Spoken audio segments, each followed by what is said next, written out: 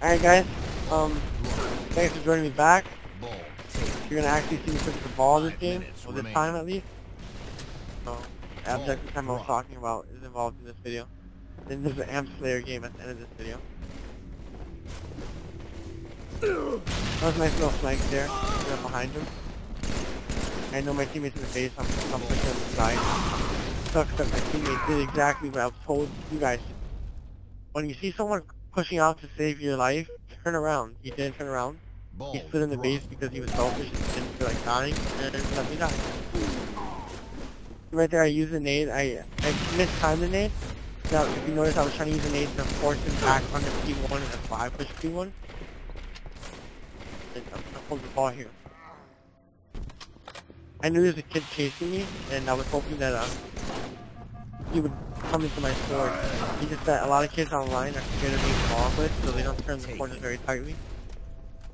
If that had probably been like a land, he probably would have turned that corner very tightly and got sorted. But because it's Xbox Live, he's scared of getting flagged ball glitch. So instead he turned the corners very loosely and just chased me like I wanted to. Right here I noticed if you notice I'm shooting my reticle across between where my teammates are, so I know where I have to hold the ball. I do like holding the ball and the sword at the same time. Notice I'm gonna push my head out here and trying to see where they're coming. Now I'm trying to hold the ball and really trying to work together pretty well.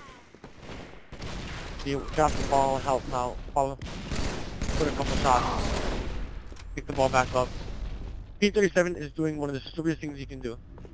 He's blocking off the opposing base spawn. You want them to spawn in the opposing base. One of the major reasons you want them to spawn in the opposing base because it's very easy to nade spam it. And what I mean by nade spamming is throw a multitude. Everyone throw one nade in there. That's 4 nades inside that base. There's a good chance that at least 2 of those guys will be one shot.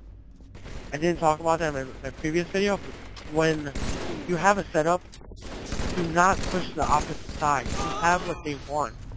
You have the ball, and you probably have the most powerful, the better position on the map. So they're gonna come to you. You have the ball. Why do you need to push on their spawn? A lot of times when you try to be sneaky and you try to go and get them on their spawn, that kid will probably end up getting raped. It'll be a 4-on-1 on their spawn, or even worse, he'll block the spawn and give them like a car 2 or P1 spawn. If you remember, I talked about it earlier about how you want to spawn P1 or car 2 because you're closer to either base, and it saves you about 5-6 seconds of having to walk. So if you can force them to have each opponent to walk an extra 6 to 5 seconds, why wouldn't you? So don't go looking for spawn, stay in your setup, and be patient. Getting the kill, or getting the overkill on the spawn is not going to change. It's very rare. It's probably not going to happen. It's more than likely that they'll all turn around and take. So right here we get a nice little coordinated push. Flag. When everyone's pushing, if you notice, you're only pushing on one guy. So I turned back because I was looking for them to spawn behind them. So I remember I said that they're always going to spawn behind them. So if you notice that all of you are pushing on one person, you have to be the person to turn back and look because no one else is going to do it unless you do it yourself. Now you want to nade the ball, see 2 teammates dead. The way you decide if you're going to nade the ball is if you notice I found my teammate first, saw that he doesn't nade the ball, and I threw the nade. You get a lot of team nades or a lot of poor nades thrown because people completely ignore where their teammate is. They forget where they are. Remember I spent a couple videos where I said you want to make a map of where everyone is on the map and then make it the best decision. Well, you can make a better decision where to throw nades and when to throw nades and always know where your teammates are. Getting pretty close to the end of the game. I need to keep so much.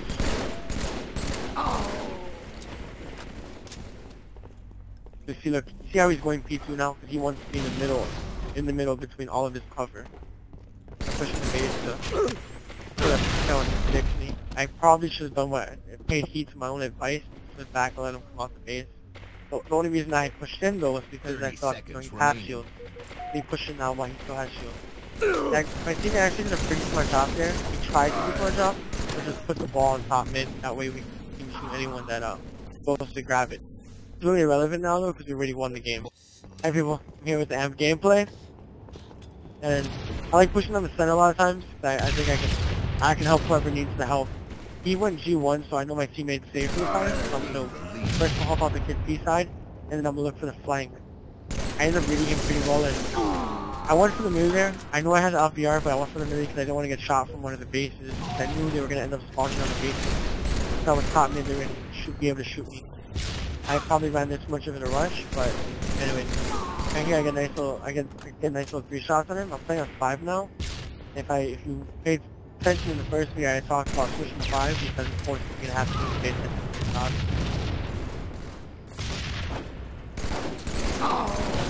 And I throw a clean up, and I decide to cover right here. I'm gonna hide top mid, and then once my shields are up, I'm gonna watch them as they push D side. Right here though, if you notice, I'm using my cover really well because there's someone called out top mid. So I position myself where the kid top mid can shoot me. That's a really good position. Right here, I'm gonna go for that pistol now. And I actually get killed by my teammate's name across half P2. Cool. They couldn't kill me, only my teammates, but right here I get really on spawn and spawn below them.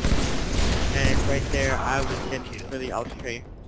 A lot of times when people are strafing crazy, that means they're probably also missing their shots. So just run straight at them. They never expect it, especially when people are having a really nasty out strafe on you and they know that you're missing shots. They tend to think, oh, I'm out strafing, I'm gonna outplay this kid so bad. But then you just run straight up to them and meet them, it works like magic. And I'm looking for the kid that killed him. And I'm gonna push him with the gold now. I got some really good angles here. If you notice, I just dropped a few shots and then started running away. So I hit the base again. And I jump out against the nasty LPR. I really don't know what to say much of this gameplay. I was just running and gunning. They called someone out, I was just run at them and go for the LPR. This is one of the few games that I had actually been getting good on my 5 sensitivity, so I was just really excited to cancel off my gameplay. I slip there on the jump, and I tend to do that a lot. Slip a lot. I don't know what else to say. Right here, I'm gonna try to get their attention. Once I notice that I'm low, I'm gonna try to jump off top mid. A lot of playing well and using the team shot is just attention. If you can grab people's attention, helps you. I got lucky they spawned right above me.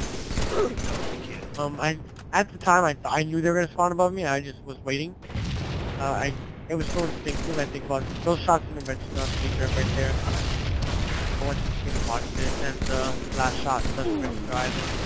I hit him for 5, like 10 off.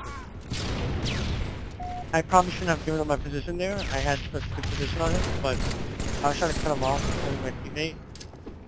And my shot didn't. Nothing else to say about the matter. My PR was so disgusting, the ugly there. I went for the melee. I tried to jump over his nade and it really threw my shots off. And that's when you want to go for the melee. If your shot's off, go for the melee. I knew he was just nade here, but I'm gonna be a man. Wow. As I said before, I was really feeling my shot. Right there when KO9, P1, a lot of people will throw nades and kill their teammates a lot of times. They'll hit them and drop their shield. All you have to do is say, I'm nading that area, I'm nading P1, and they'll just change completely how they play that. So if my teammate sees me, he's in the base and I say I'm nading P1, he knows it's not one. That was a really big fail nade. And right here I'm going to push towards the people I'm running away from. It works magic when I'm going to go and you're going to switch in bases.